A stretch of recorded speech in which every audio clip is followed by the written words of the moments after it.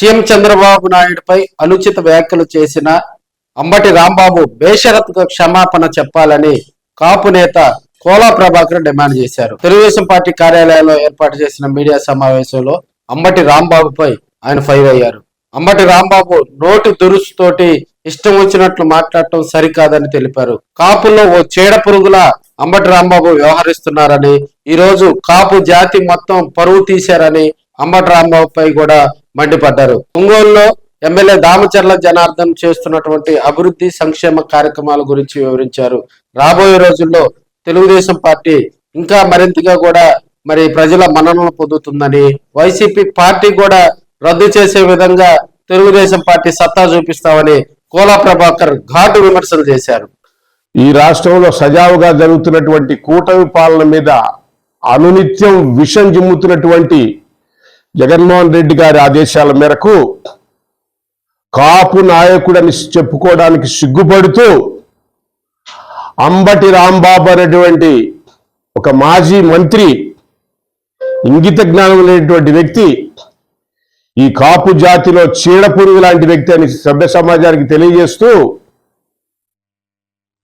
ఈ రాష్ట్రంలో ఉమ్మడి రాష్ట్రంలో 14 సంవత్సరాలు, విడిపోయిన ఆంధ్రప్రదేశ్లో 5 సంవత్సరాలు, టోటల్గా 19 సంవత్సరాలు ముఖ్యమంత్రిగా చేసినటువంటి వ్యక్తిని నిన్నటికి నిన్న డైవర్షన్ పాలిటిక్స్ లో భాగంగా యావత్తు ప్రపంచం, ఒక ఆంధ్రప్రదేశ్ కాదు, ఒక భారతదేశం కాదు, యావత్తు ప్రపంచం తిరుమలలో జరిగినటువంటి కల్తీ నెయ్యి గురించి చర్చించుకుంటా ఉండే దాని మీద వచ్చినట్టు రిపోర్ట్ల ఆధారంగా దొంగలంతా బయటపడతారనే ఉద్దేశంతో డైవర్షన్ చేయాలనే భాగంగా నిన్నటికి నిన్న అంబటి రాంబాబు ఒక భారతదేశంలో అత్యంత సీనియర్ నాయకుడు, రాష్ట్ర ముఖ్యమంత్రి, మరీ ముఖ్యంగా కాపు జన ఆపద్ బాంధవుడైనటువంటి నారా చంద్రబాబు నాయుడు గారి మీద ప్రయోగించినటువంటి భాషను చూస్తూ ఉంటే సభ్య సమాజంలో ఒక కాపు నాయకుడిగా తల ఉంచుకుంటూ అంబటి రాంబాబు బేషరతుగా చంద్రబాబు నాయుడు గారికి క్షమాపణ చెప్పాలని తెలియజేస్తూ తన నాయకుడి యొక్క మెహర్బానీ కోసం నీచాతి నీచంగా మాట్లాడినటువంటి అంబటి రాంబాబును సమర్థిస్తున్నటువంటి ఒక మాజీ ముఖ్యమంత్రి జగన్మోహన్ రెడ్డి గారి యొక్క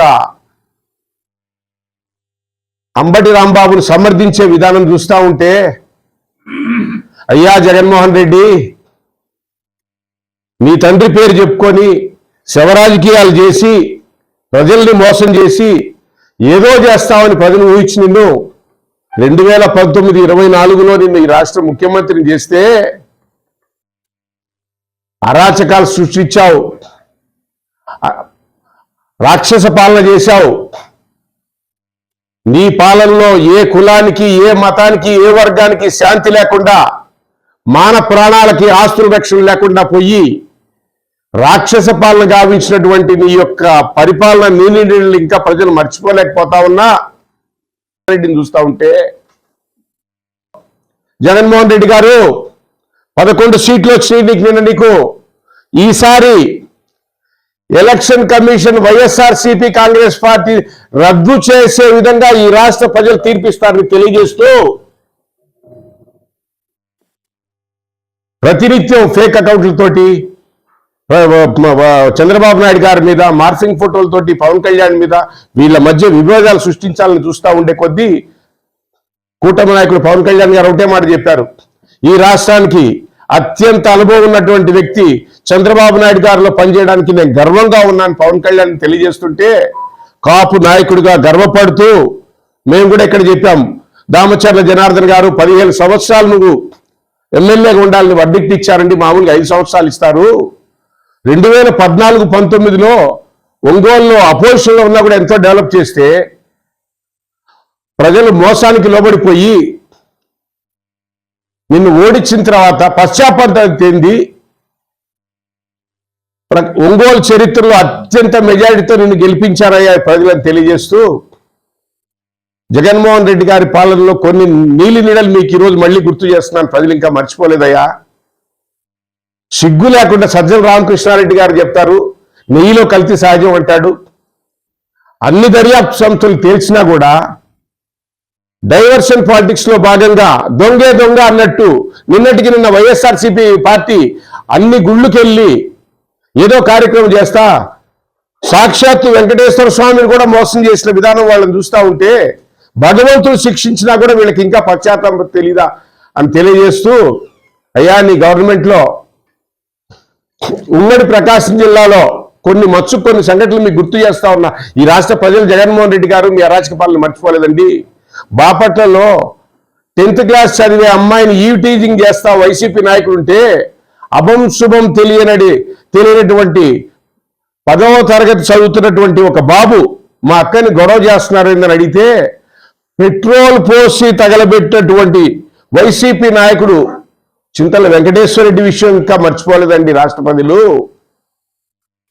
నువ్వు ఎమ్మెల్సీ చేసినటువంటి అనంతబాబు తన దగ్గర పనిచేసే డ్రైవర్ని ముక్కలుగా నరిగి డోర్ డెలివరీ చేస్తే అదే ఎమ్మెల్సీ అనంతబాబుని సస్పెండ్ చేయకుండా మరుసటి రోజు పక్కన కూర్చొని విజయదరహాసంతో నువ్వు నవ్వుతున్న విషయం ఈ రాష్ట్ర ప్రజలు మర్చిపోలేదయ్యా జగన్మోహన్ రెడ్డి గారు అని తెలియజేస్తూ, కరోనాలో మాస్కులు సరైన విధానంలో అందిలేదని చెప్పిన అడిగినటువంటి దళిత డాక్టర్ సుధాకర్ బాబుని సభ్య సమాజంలో మానసిక రోగిగా చిత్రించి అతన్ని చంపిన విధానం ఇంకా మర్చిపోలేదు జగన్మోహన్ రెడ్డి గారు.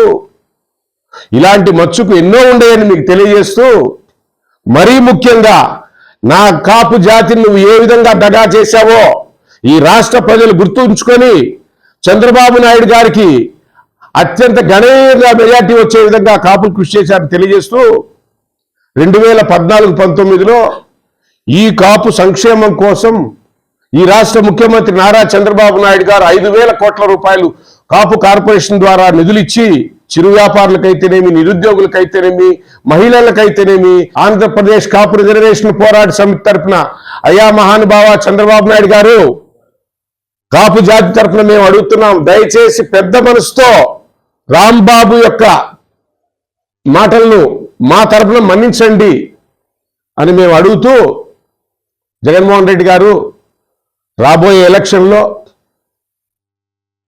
11 సీట్లు కాదండి,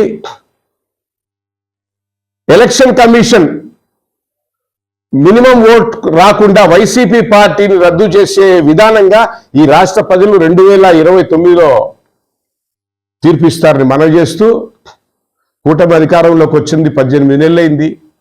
అనాథ లాంటి ఆంధ్రప్రదేశ్ని ఈ రాష్ట్ర ముఖ్యమంత్రి నారా చంద్రబాబు నాయుడు గారు అయితేనేమి, ఉప ముఖ్యమంత్రి పవన్ కళ్యాణ్ గారు అయితేనేమి, బీజేపీ నాయకులు అయితేనేమి చెప్పిన మాట తూచా తప్పకుండా ప్రజలు ఇచ్చినటువంటి విక్టరీని బాధ్యతగా మోస్తూ ప్రతి పని చేస్తూ 5 సంవత్సరాలు పట్టింది జగన్మోహన్ రెడ్డి గారు నీకు 3,000 పెన్షన్ ఇవ్వడానికి, 500 పెంచుకుంటా పోయావు.